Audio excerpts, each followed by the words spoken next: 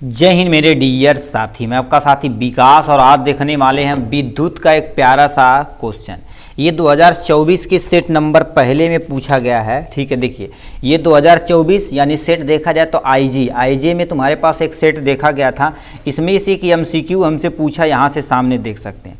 ठीक है, उसके पहले एक क्वेश्चन और है, यहाँ पर हम भी देख लेते हैं। कह दिया है यानी एम्पियर सेकेंड किसका मात्रक है, यानी एम्पियर सेकेंड, वो भी एम्पियर सेकेंड किसका मात्रक है? विद्युत ऊर्जा का मात्रक है, विद्युत वाहक बल यानी ईएमएफ का मात्रक है, या आवेश का मात्रक है, या विद्युत धारा का मात्रक है। यदि आप थोड़ा सा विद्युत के बारे में पढ़े होंगे तो एक फार्मूला पढ़े होंगे। ठीक है, आवेश बराबर क्या होता है? आवेश बराबर क्या होता है?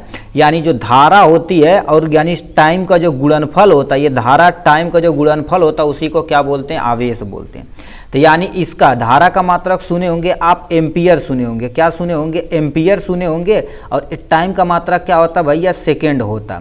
तो ये किसका मात्रक है? ये टोटल देखा जाए तो आवेश का मात्रक है, जो विद्युत आवेश होता है उसका मात्रक है।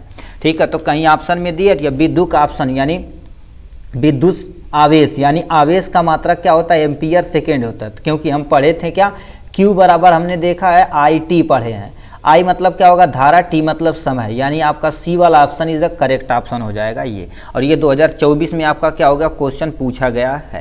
ठीक, इसी में जस्ट नेक्स्ट क्वेश्चन हमसे छठा नंबर हमसे क्वेश्चन पूछ दिया इसमें। ठीक है, कह दिया एक सेल R1 तथा R2 के दो प्रतिरोध के दो तार समांतर क्रम में जोड़े गए। मतलब दो तार है, एक R1 माना एक R2 माना। ठीक, यदि उसमें प्रवाहित धारा I2 I1 है, ठीक, I1 तथा I2 प्रति सेकेंड बह रही है, तो हमें H1 तथा H2 के ऊष्मा के अनुपात तुम्हें क्या करना पड़ेगा? ज्ञात करना पड़ेगा। ठीक है, तो देखिए हम क्या जानते हैं, इसके लिए आपको थोड़ा सा फार्मूला पता होना चाहिए। ठीक है, इसके हम क्या कर देते हैं, देखिए आपके सामने यहाँ से हम सॉल्व करके इसको दिखाते हैं। आपके यहाँ से सामने हो गया, देखिए ये आपके सामने यहाँ से हो गया। अब इसमें कैसे इसको सॉल्व करना है, एकदम इजी से इजी तरीके से आपको बताने की कोशिश करेंगे। इसमें क्वेश्चन दोबारा पढ़िए। कह दिया एक सेल से R1 तथा R2 प्रतिरोध दो समांतर क्रम में क्या कर दिए? जोड़ दे गए। चलिए, यदि उसमें प्रवाहित धारा I1 I2 प्रति सेकेंड ऊष्मा उत्पन्न करती तो H1 H2 की तुम्हें क्या करनी? वैल्यू निकालनी। देखिए इसमें से आपका पास ऑप्शन, जो ऑप्शन रहेगा उस पर आप क्या करिएगा? ट्रिक मारिएगा। ये ऑप्शन कितने नंबर का है? देखिए ऑप्शन वाला जितने भी रहेगा सब एक एक नंबर, एक ऑप्शन, दो ऑप्शन, तीन, चार ऑप्शन आपके सामने है। ठीक है, तो इसे कैसे सॉल्व करेंगे इसको हम आपको बताते हैं एकदम इजी तरीके से। देखिए हमें R की वैल्यू तुम्हारे पास, R1 की वैल्यू तुम्हारे पास क्या दे रखा है? R1 की वैल्यू R1 दे रखा है। चलो, और R2 दे रखा हमें, R2 इक्वल टू में R2 हो जाएगा, ये हमें दिया हुआ। मतलब जहाँ R1 रखेंगे तो यहाँ पर R1 यहाँ पर छिपका देंगे R2, मतलब R1 R2 दिया हुआ। हम एक फार्मूला पढ़े हैं, यानी हमसे पूछा, देखिए H1 H2, तो हम H बराबर एक फार्मूला पढ़े होंगे V स्क्वायर और T और बटे यहाँ पर गुणे में क्या हो जाएगा? T। अपने एक फार्मूला पढ़ा होगा। तो कह दिया H1 तथा H2 का हमें अनुपात निकालना, तो समीकरण हमें दो बनाना पड़ेगा। ठीक है, तो हम दो समीकरण एक बगल में बना लेते, इसी से अनुपात निकाल देंगे, अपना काम हो जाएगा।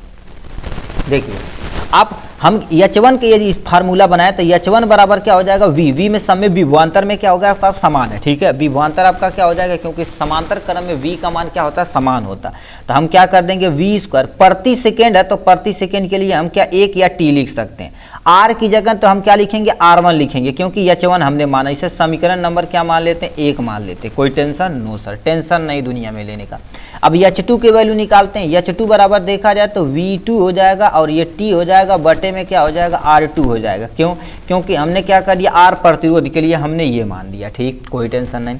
अब हम क्या करते हैं, देखिए इसका अनुपात निकालते हैं। तो समीकरण 1 व 2 से यदि तुम सॉल्व करोगे, ठीक है, यदि समीकरण 1 और 2 से सॉल्व करोगे तो H1 बटे में तुम्हारे पास क्या होगा? H2 होगा। कोई टेंशन? No sir. H1 की वैल्यू हमें क्या दे रखा? V स्क्वायर T दे रखा, बटे में तुम्हारे पास क्या दे रखा? R1, और होल बटे में देखा जाए तो V स्क्वायर T दे रखा, और बटे में तुम्हारे पास क्या दे रखा? R2 दे रखा। कोई टेंशन? नो सर, टेंशन नहीं है। चलिए अब आते हैं H1 बटे में तुम्हारे पास क्या हो जाएगा? H2।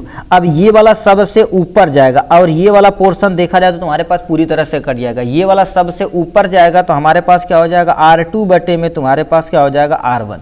ये वाला ऑप्शन जिसमें रहेगा आपको क्या कर देंगे, चिपका देंगे। ये थोड़ा सा स्टेप हमने लंबा मार दिया, उसे हम दोबारा एक्सप्लेन करते हैं, ठीक है, एक प्यारे से पेज पे है, ठीक है। देखिए जो दिया गया, कितने लोगों को नहीं समझ में, कोई टेंशन नहीं, हाई स्कूल में भाई धीरे धीरे आएगा। देखिए H1 अपान में क्या हो जाएगा, H2 बराबर में देखा जाए तो V2 अपान में T हो जाएगा, और बटे में तुम्हारे पास R1, बटे में तुम्हारे पास R यहाँ से हो जाएगा, बटे में R2 हो जाएगा। ये पढ़ोगे, इसका गुणा यहाँ पर होता है, इसका गुणा यहाँ पर, ये वाला सबसे ऊपर यदि गुणा करेंगे तो V2 और T हो जाएगा, गुणे में R2 हो जाएगा, बटे में देखा जाए तो V2 स्क्वायर T हो जाएगा, गुणे में तुम्हारे पास क्या हो जाएगा R1, ये तुम्हारे पास कैंसिल हो जाएगा, क्या बच्चा R2 अपान में R1, R2 अपान में R1 कहीं ऑप्शन में दिया है, तो मतलब ये क्वेश्चन देखा जाए तो H1 अपान में H2, H1 अपान में H2, I2 अपान में क्या हो जाएगा ये, तो मतलब ये वाला ऑप्शन क्या हो जाएगा मेरे भैया, करेक्ट हो जाएगा, ठीक है। तो ये प्यारा सा क्वेश्चन जो हमने इजी तरीके से क्या कर लिया, इसको सॉल्व कर लिया, ठीक है। चलिए आज के लिए बस इतना ही, फिर मिलेंगे नेक्स्ट वीडियो में नेक्स्ट टॉपिक के साथ, तब तक के लिए bye bye and take care.